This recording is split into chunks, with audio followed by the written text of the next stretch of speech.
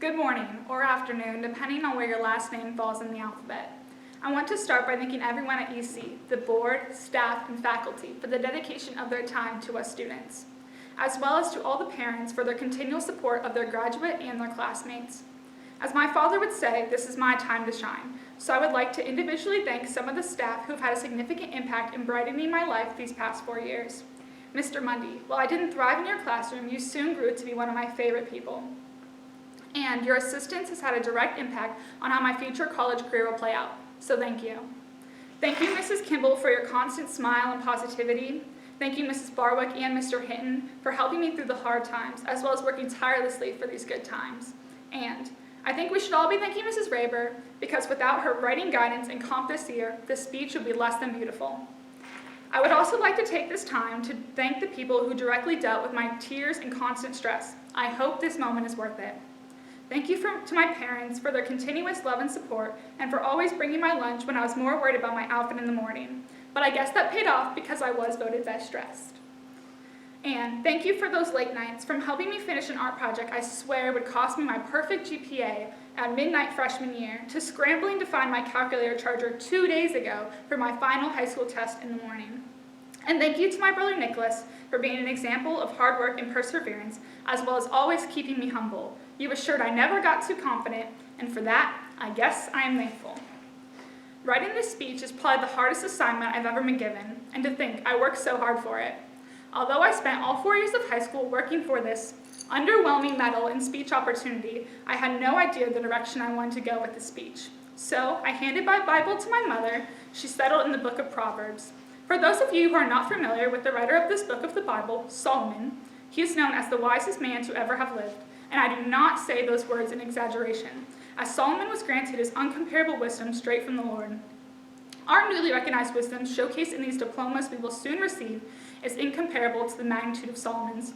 But that is why speaking his wisdom seems a lot more beneficial to you fellow graduates than anything I could come up with myself. He says, the beginning of wisdom is this: get wisdom. And we've done that. Though it costs all you have, get understanding. We've worked for this wisdom, and I can say it's cost us hours of sleep and time with our friends.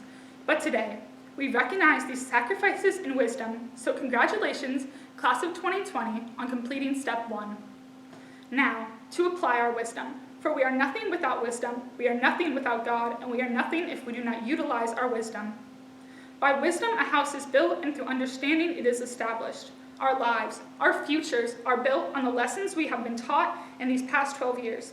And no, not the lessons that taught us SOHCAHTOA or that the mitochondria is the powerhouse of the cell. Sorry, Mrs. Drager and Mr. Landon. The lessons we learned in Mr. Hitton's office, the lessons we learned on the other side of a bad grade, the lessons we learned from each other. While we may not recall these specific moments, these lessons will shape how we handle discipline, how we handle an overwhelming work assignment, and how we handle our future coworkers and families. We have been trained up in the way we should go, and as we transfer into this next chapter in our lives, I am sure we will not depart from it. Now, we are not done receiving wisdom. Our greatest lessons are still to come. So I urge you all to not be fools. As Solomon warns us, the fear of the Lord is the beginning of knowledge, but fools despise knowledge and instruction. Whether it's in the military, a classroom, or in the work field, learn from those wiser, our future teachers and mentors. As iron sharpens iron, one person sharpens another. Listen to advice and accept discipline, and at the end, you will be counted among the wise. You see, Solomon was a king, not a serf or a beggar, but he still served the Lord unconditionally and requested his wisdom. I pray you all desire to continue to learn, as we have much more to offer this world, only if we take up the knowledge to do so.